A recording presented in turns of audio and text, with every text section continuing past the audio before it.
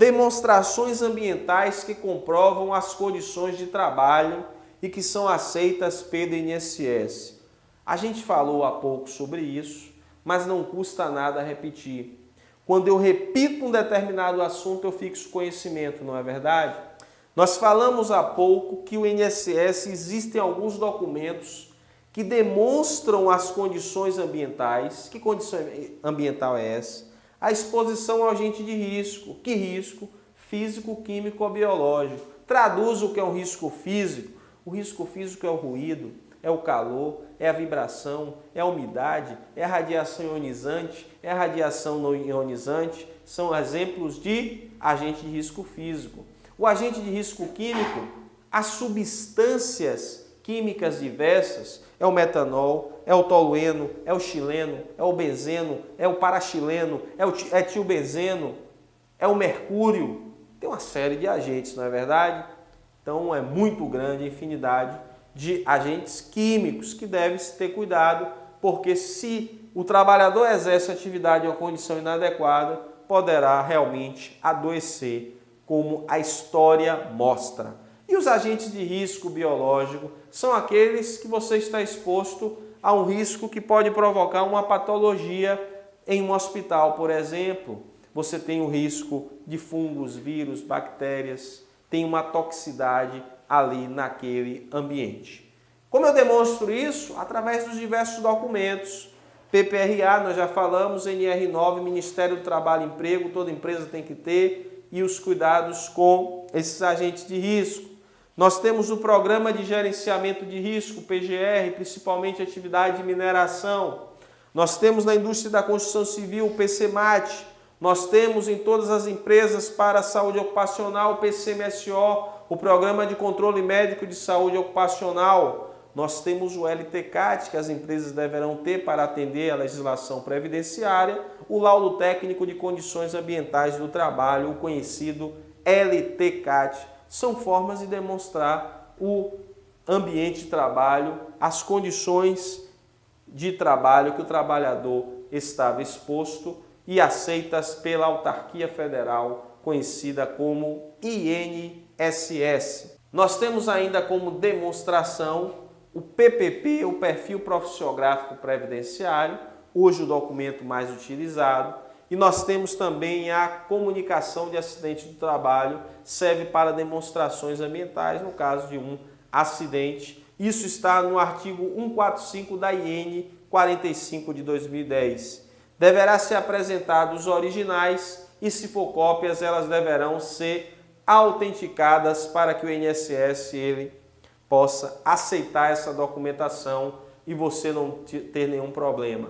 Se você é trabalhador, está assistindo esse curso porque quer entender se você tem direito ou não, para que você pleiteie o benefício, você liga para 135 da Previdência e agenda para marcar, para apresentar a documentação requerida pelo INSS, a fim de você buscar a sua aposentadoria especial. Vamos lá, meus amigos, não se canse, às vezes o tema é muito técnico, mas você não deve se cansar. Exigências da apresentação das demonstrações ambientais. Nós temos 2 marcos aí, ou melhor, 3 marcos que você deverá observar. O primeiro marco é até 13 de outubro de 96. Então, demonstração ambiental até 13 de outubro de 96, somente para o agente nocivo ruído. Somente para o agente nocivo ruído se exigia a demonstração ambiental. De 14 de outubro de 96 a 31 de dezembro de 2003, para todos os agentes nocivos, que possam ser, obviamente, monitorados, que a análise seja quantitativa. E, a partir de 1º de janeiro de 2004, quando solicitado pela perícia médica do INSS, deverá ter a demonstração ambiental. Porque note o seguinte, hoje você apresenta o PPP e você não tem a demonstração. Mas você tem que ter a base de dados para alimentar o PPP, meu amigo. Então, se você disse que aquele trabalhador se expôs a 85 decibéis, a 88, que o EPI ou o EPC, ele atenuar o risco, Você tem que demonstrar isso. E você demonstra pelo seu LTCAT, pelo seu PPRA. Você tem que ter as demonstrações adequadas para isso.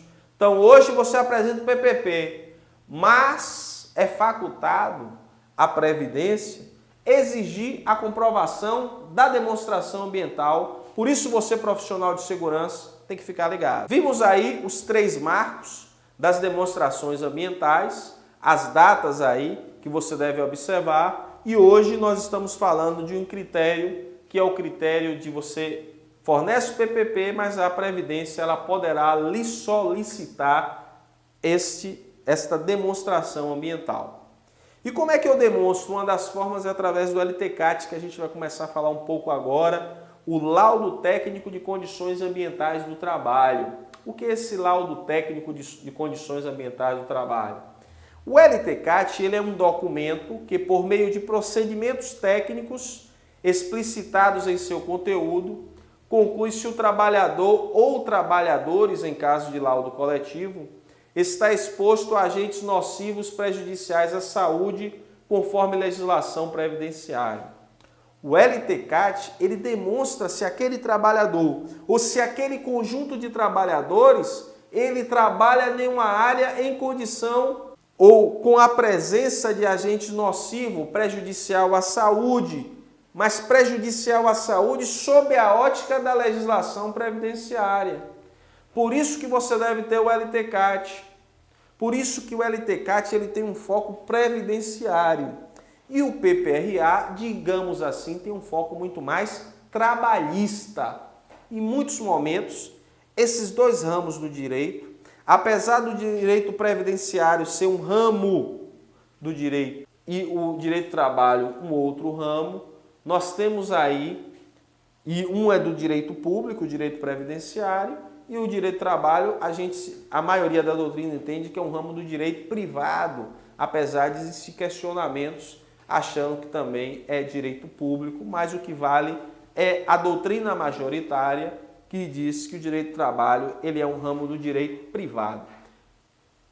Tirando essa discussão acadêmica, e que para o nosso curso não vai dizer muita coisa, eu quero dizer a você que o LTCAT é este documento que identifica e conclui se os agentes nocivos presentes naquele ambiente de trabalho é prejudicial à saúde ou não, considerando o que estabelece o legislador previdenciário.